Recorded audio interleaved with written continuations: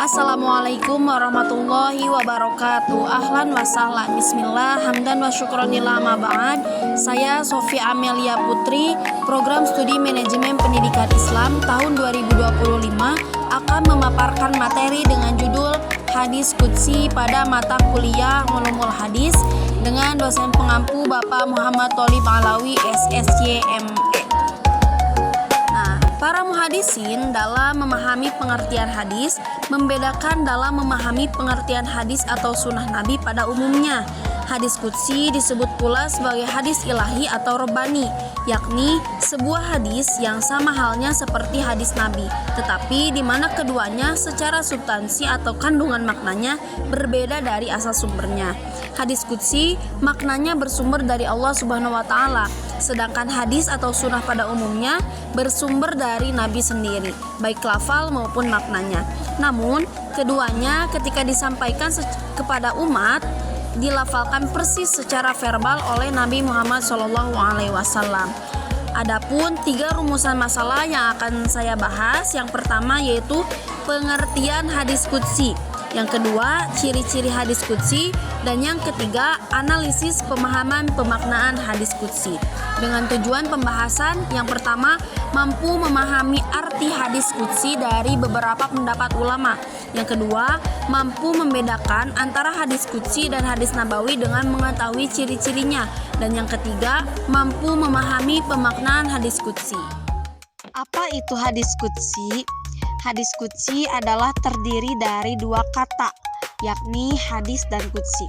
Kemudian, untuk memahami makna hadis qudsi, sementara kedua kata ini dimaknai secara terpisah. Hadis dimaknai segala sesuatu yang baru atau sesuatu yang sebelumnya tidak ada, baik peristiwa, berita, cerita, menyampaikan sesuatu risalah, juga peristiwa kenabian yang datang dari Allah, menurut Ibnu Manzur nomor 131. Kemudian, kata qudsi dimaknai suci, bersih, sifat kesucian Allah. Jika kata qudsi dirangkai dengan kata lain, maka akan mempunyai makna lain, seperti kata hadiratul qudsi atau jannatul qudsi diartikan surga, dan ruh al-qudus diartikan malaikat Jibril, menurut Tibid nomor 168. Selanjutnya, jika kata hadis dan qudsi digabung menjadi satu, yaitu hadis qudsi, maka para ulama hadis mempunyai pengertian dalam berbagai pandangan, antara lain yang pertama, Imam Al-Bukhari 194 Hijriah sampai 256 Hijriah dalam kitab Al-Jami' As-Shahih memberikan definisi bahwa hadis qudsi ialah hadis yang diriwayatkan oleh Nabi dari Tuhannya dengan disampaikan secara makna dan secara lafal dari Allah Azza wa Jalla. Badruddin tahun 2006 nomor 235. Yang kedua, Al-Jurzani 1339 sampai 1414 dalam karyanya At-Ta'rifat mendefinisikan bahwa hadis qudsi adalah hadis yang secara makna datang dari Allah Subhanahu wa taala, sementara redaksinya dari Rasulullah Shallallahu alaihi wasallam. Yang ketiga, Munawi 1545 sampai 1622 Hijriah. Dalam karyanya Faidul Qadir Syarah Al-Jami' As-Shahih memberikan pengertian hadis qudsi ialah berita yang Allah sampaikan kepada nabinya Shallallahu alaihi wasallam secara makna dalam bentuk ilham atau mimpi. Kemudian Nabi Shallallahu alaihi wasallam menyampaikan berita atau makna itu dengan redaksi beliau Abdurrauf dan kawan-kawan tahun 1994 nomor 468. Yang keempat, kata At-Tibi, keutamaan Al-Quran atau hadis qudsi adalah karena hadis qudsi merupakan teks dari Tuhan yang mempunyai derajat kedua, sekalipun keberadaannya secara umum adalah bukan melalui atau perantara malaikat, karena dipandang sisi maknanya, bukan lafalnya. Adapun hadis qudsi menurut istilah yaitu ma akhbarallahu nabiyahu bil ilhami au bil manami fa akhbaran nabiyyu sallallahu alaihi wasallam min dzalikal makna bi ibaratin nafsihi, yaitu sesuatu yang dikabarkan Allah kepada nabinya dengan melalui ilham ataupun impian yang kemudian Nabi menyampaikan makna dari ilham atau impian tersebut dengan ungkapan kata beliau sendiri. Selanjutnya saya akan membahas ciri-ciri hadis qudsi. Nah, untuk ciri pada hadis qudsi biasanya menggunakan kalimat-kalimat seperti yang pertama, Rasulullah Shallallahu Alaihi Wasallam menyampaikan sabdanya dengan cara menyandarkan kepada Tuhan atau mengatasnamakan Tuhan. Misalnya diawali dengan anin Nabi Shallallahu Alaihi Wasallam fi ma yarwihi an Rabbihi azza wa jalla. Yang kedua, firman Tuhan yang diriwayatkan oleh Rasulullah Shallallahu Alaihi Wasallam dengan tidak langsung. Misalnya diawali dengan anin Nabi Shallallahu Alaihi Wasallam qala Allahu Ta'ala. Yang ketiga, firman Tuhan yang diperkuat dengan berperannya malaikat Jibril.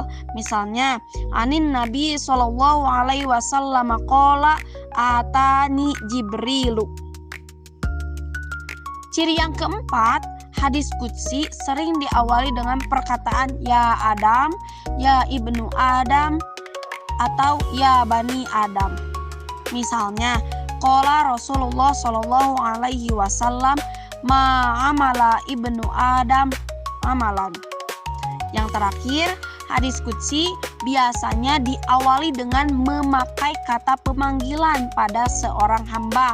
Contoh, ya ibadi, misalnya anin Nabi Sallallahu Alaihi Wasallam fima yarwihi an Rabbihi azza wa jalla annahu qol ya ibadi inni haramtu adzulma. Terakhir, saya akan membahas atau menganalisis pemahaman pemaknaan hadis qudsi.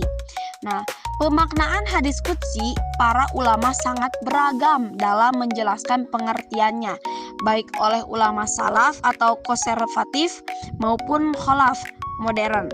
Sebagaimana kami jelaskan di muka, maka paling tidak dapat kami petakan dalam 4 pengertian, yaitu yang pertama, pandangan yang diwakili oleh kebanyakan ulama konservatif, misalnya Ibnu Hajar, Imam Bukhari, Al-Jurjani, Al-Munawi, At-Tibi. Mereka menjelaskan bahwa hadis qudsi yaitu berita dari Allah yang disampaikan kepada Nabi Muhammad SAW secara makna dan lafalnya disampaikan oleh Nabi sendiri. Yang kedua, pandangan dari kalangan para ulama konservatif seperti Az-Zarqani.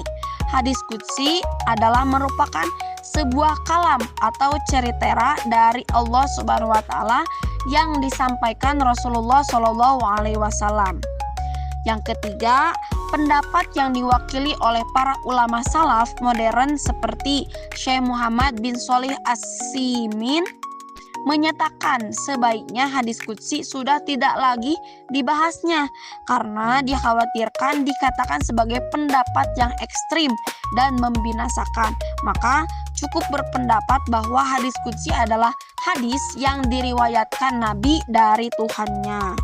Dan yang terakhir, yang keempat, pendapat salaf modern yang sedikit berbeda dengan para pendahulunya, yaitu pandangan yang disampaikan oleh seorang mufti, yaitu Syekh Shaleh bin Fauzan bin Abdullah, bahwa sunnah Nabi semuanya adalah sebagai wahyu. Jadi dari sekian banyak pandangan para ulama mengenai makna dari hadis qudsi, kita simpulkan bahwa hadis qudsi adalah sesuatu yang dikabarkan Allah kepada nabinya dengan melalui ilham ataupun impian, yang kemudian Nabi menyampaikan makna dari ilham atau impian tersebut dengan ungkapan kata beliau sendiri. Dengan melihat beberapa ciri yang telah saya cantumkan, juga dengan pemahaman pemaknaan yang telah dipaparkan. Ila hadza minni atlu minkum al-afwa. Syukron. Wassalamualaikum warahmatullahi wabarakatuh.